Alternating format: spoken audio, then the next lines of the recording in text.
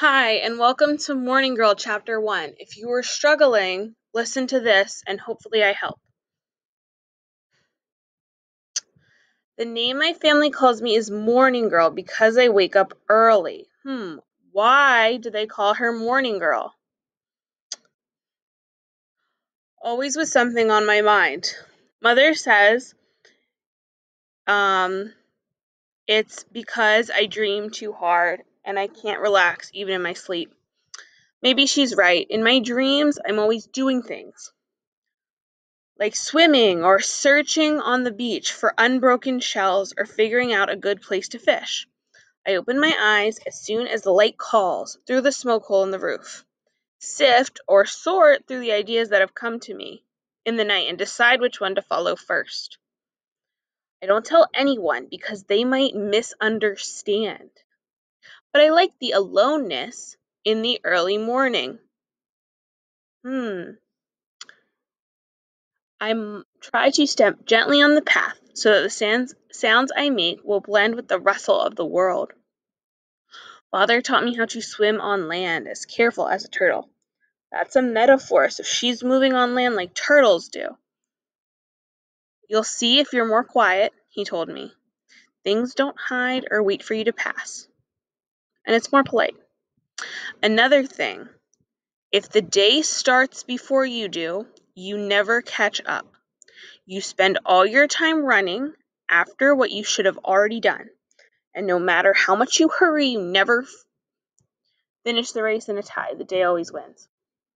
Okay, so if she's always trying to get up early, what kind of things does she value? What's important to her?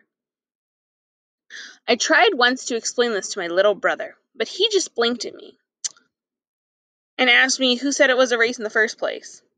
See, he likes the darkness best, especially when there are no clouds and no moon. Sometimes he shakes me until I look, and he points out the patterns he sees in the sky, the tracks made out of white sand.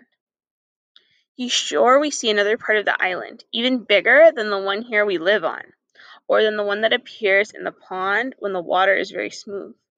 He thinks we're like birds floating above the sky island, very, very high. I don't know how my brother came to see everything upside down from me. So, is her brother actually upside down, or is this figurative language? I wonder, do you think her brother is always upside down? For him, night is day and sleep is awake. As if it's as though time is split between us. We only pass each other when the sun rises or sets. Usually, for me, that's enough. Do you think she likes her brother? Mother promises that one day my brother and I will be friends. She tells me that her brother Sharptooth finally got to be. She whispers when she tells me stories of how my uncle was when he was a boy, how twice he laughed at her when she got in trouble, or how he would told a lie and never untied it, ever with the truth. She became very still, closed her eyes, and took a deep breath at that memory. But then she shook her head.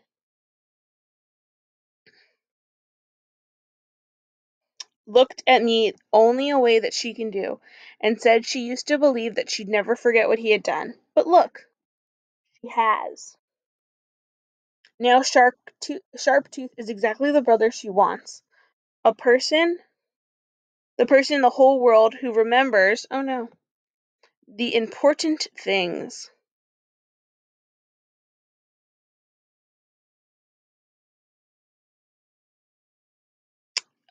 From when she was a young girl, who remembers grandfather when he was alive and before he grew old. I didn't answer what I think, that my brother is different from her. Because my brother is her son, Mother doesn't know him like others do, as I do. When he's away from her sight, he eats too much. When she isn't there to hear him, he doesn't understand how to be quiet. Who knows what he does all night when the rest of us are asleep? Before dawn, I woke up and found him sitting on the edge of my mat, watching me with big eyes. "What's the matter?" I asked him. My voice was not soft. He wouldn't let me be alone, even at night. I ask again, do you think Morning Girl likes her brother? Nothing, he says. What do you mean? You're always complaining. I'm not the one who stares like a duck, I answered. I'm not the one who can't stay asleep like a normal person. Ghosts, Father sighed in his hammock. My house is filled with ghosts. They talk to each other at night. I'll have to build a new home. I'll have to live there in peace. It will be wonderful.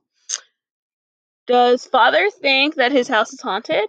I think he's talking about the children because they're whispering to each other. So he's calling them ghosts. This is more figurative language. Oh, yes, I'll come with you. Mother's voice was as unhappy as a fish pulled into the air from the sea.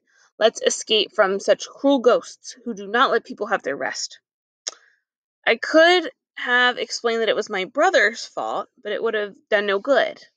Father would have only made more jokes, and Mother would have said, "We'll listen later, Morning Girl." As I stood, I squeezed the stiffness from the back of my neck and gave my brother a parting frown that I hope would leave him very worried. And that did no good either, for he was already back on his own mat, curled into a comfortable position, pretending to be dreaming. His eyes were closed tightly, and his mouth was smiling. Outside, at least, belonged to me, since no one else was around. It seems like she likes to be by herself a lot. I could do anything, go anywhere. I could walk or run, climb or swim. I could watch the ocean or slip into the mango grove, keeping very quiet until the birds I forgot I was there and began talking to each other. The day welcomed me. I brushed my hair with its breeze and greeted me with its songs. I raised my arms high and stretched, and I let the rich scent of red large flowers color my thoughts. And the perfume gave me an idea of how to use my special time. I would search for the most beautiful blossoms and weave them together into necklaces for Mother and Father. I want us to think, what do we think Morning Girl values? How is she spending her time? If I hurried, I could finish before they rose for a second time, and they would find my gifts waiting at the entrance of our house. As I was working, my mind rushed ahead to what I knew was sure to happen. Mother would come outside first, see the necklaces, and go back and get Father. They would return to the doorway together, him rubbing his eyes and grumbling until he noticed what lay at his feet. "Look at this!" he would cry, as if completely surprised, and Mother would press her hands together and say, "How unusual! How well made! Where could these amazing necklaces come from?" Mother and Father would ask each other as they placed my flowers around their neck. And they would be wearing them and still be happy with me. When finally, late in the morning, long after everyone else, my brother woke up. So hopefully this helps you. So if you need this, use it. You can go back to the book as much as you want. You do not need to memorize it or just use your notes.